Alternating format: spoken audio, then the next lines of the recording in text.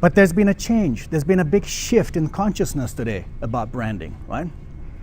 And so we need to understand that as businesses, we're very passionate about what we create, right? Because that's our life. We spend our lives creating this, right? Our products, our services are so dear to us, right? And so we approach marketing and we approach brand building through our products and services. But today, nobody cares about your product and service. I know. It pains, right? Because you spend so much time building up your business and your product and service, and you love talking about it everywhere you go. And you put it on your websites, and you put what you do, and you have fancy pictures of your buildings and your products and your industries and all the line of things. But nobody cares about that. Unbelievable. We're going to find out why. Why? And that is the big shift in consciousness that's happening today. So we're in the midst of a huge disruption, and I know you guys hear the word disruption all the time. Everything is being disrupted. All industries are being disrupted, right? My media industry, if I look back 2 years ago, who's watching TV? Right? Netflix is what is it right now, because we want it on demand, we want it on our terms. And that's why the world has changed, right? So we're in a very, very interesting time right now. And hopefully today, we're going to go on this journey and figure out what it is, right, that has changed, and how can we then change our mindsets about building brands and building and creating emotionally resonant experiences for our customers today, right? How do you feel about this logo?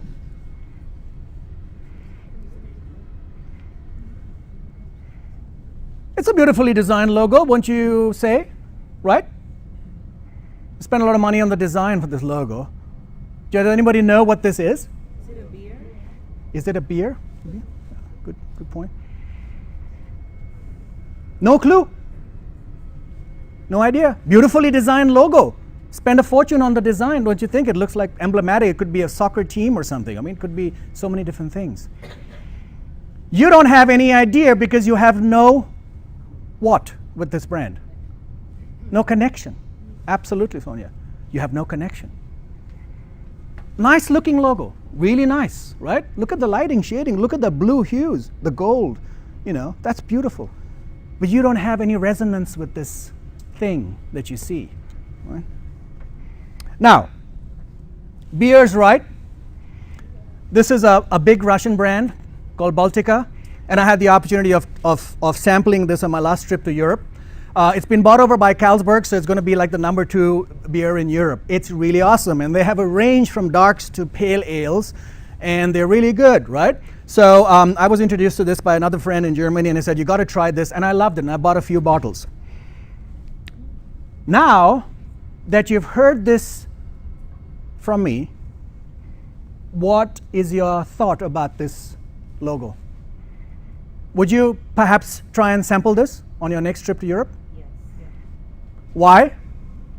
Because you met this guy and he's wearing a jacket and he was at the Singapore Chinese Chamber of Commerce. He looks like he was credible, and he said that he had tried it and he had a good time trying it and he enjoyed it. So maybe I'll give it a shot, right? Because I trust this guy, right?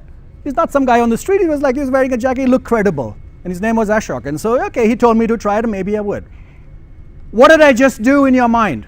What did I just do for you? You painted an image. I painted an image. What did I just do for you? I changed something in your mind. I gave us our own opinion.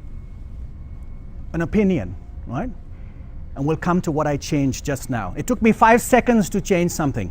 So here it is, Baltica, and if you see this brand next to your well-known beer brands, Heineken and Budweiser, you would now probably pick it up in a supermarket, wouldn't you? Because you remember what I told you, right? You have something in your mind about this brand, right? And yes, do try it.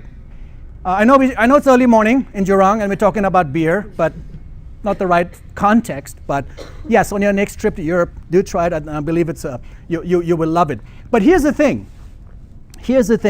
I changed something a little bit about, an in-the-script logo that you had never seen in your lives before, and now you have something about it, right?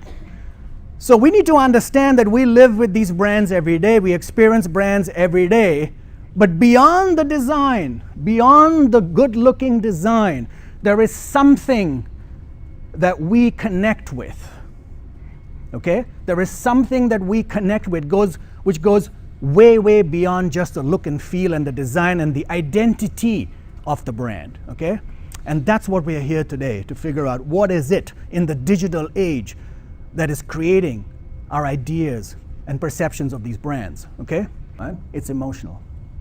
Now, I know we're talking about the digital age and all things digital, but we fundamentally haven't changed. We're not digital people. We're not androids. Not yet.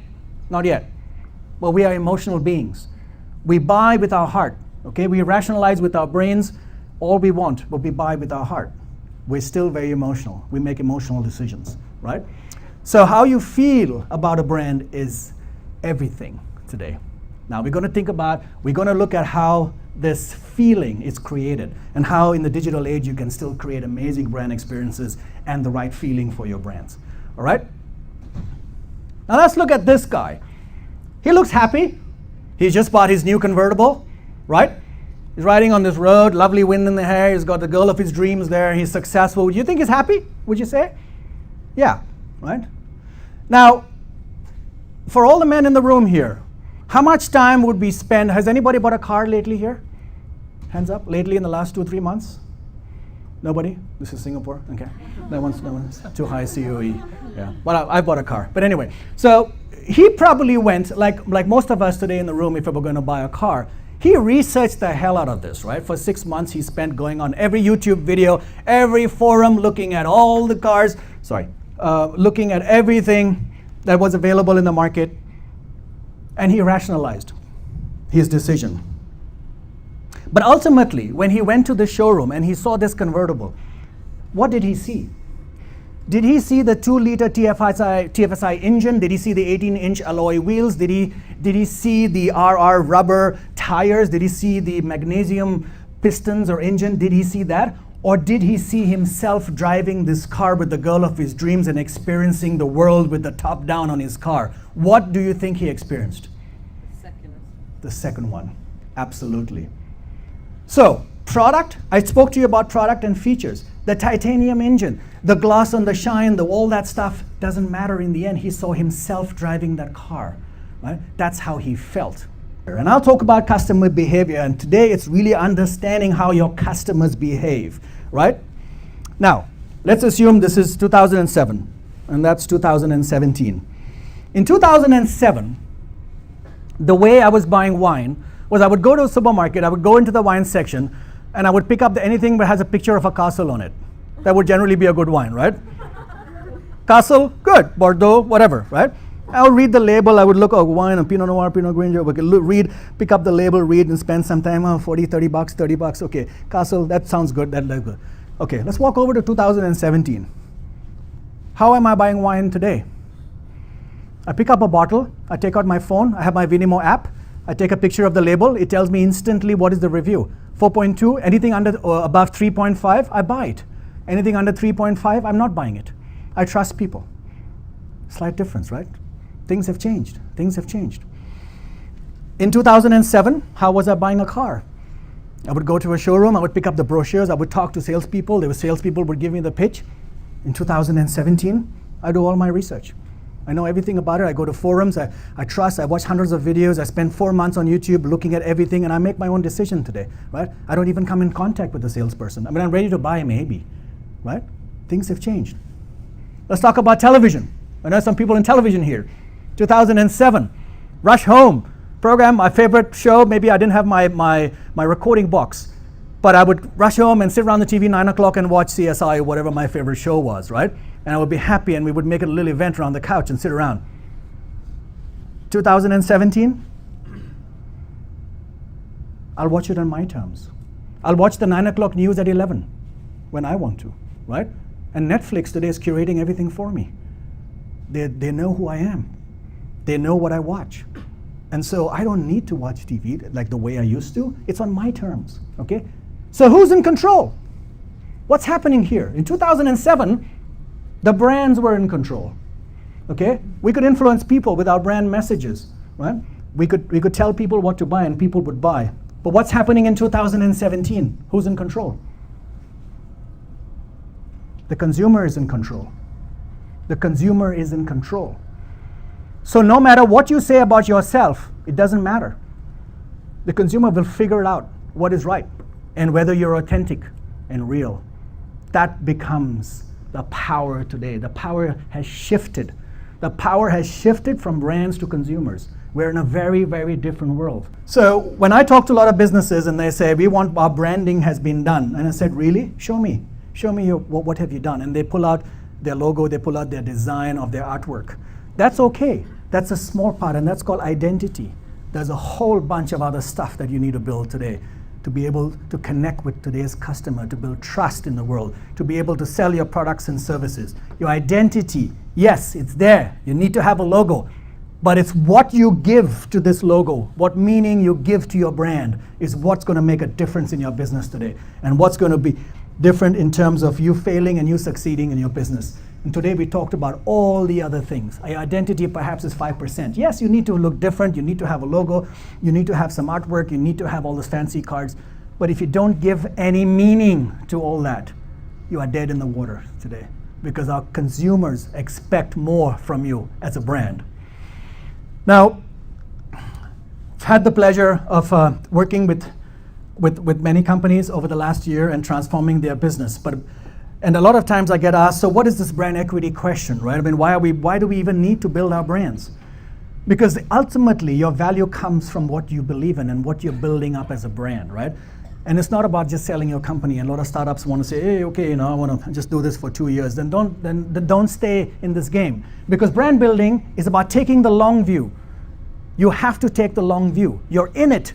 Okay, you have skin in the game. You're in it for the long haul. You're building a brand, and brand building doesn't come overnight. It's about consistency. It's about having a plan, right? And sticking to that plan and believing that this is going to work and believing that you're making a difference in the world, right? So equity, finally, that comes out of this whole thing is something called brand equity. And brand equity is how much love is there for your brand, right? And how much awareness, image association, differentiation, willingness to recommend, price, premium.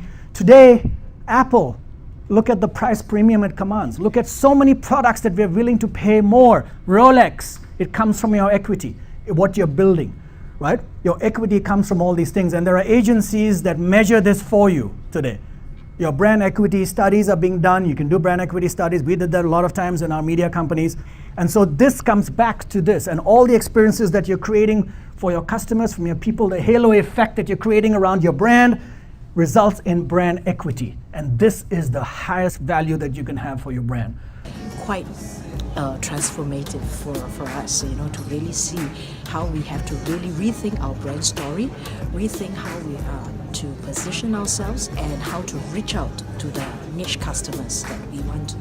Ashok is very, very enlightening, and I'm really, really glad that I'm here this morning. I was expecting another digital talk, but it didn't turn out this way. It was brilliant, and I really, really love the deep soul searchings that the leaders must have. I feel very, very inspired and empowered to do a bit of soul searching about my brand, about what I stand for, and communicate this to my clients now. This presentation by Ashok was just perfect. It kept me very motivated and gave me a lot of ideas on how I can keep up.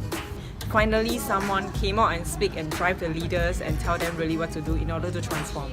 Awesome. Please attend his seminar. I just finished a fabulous talk by Mr. Miranda.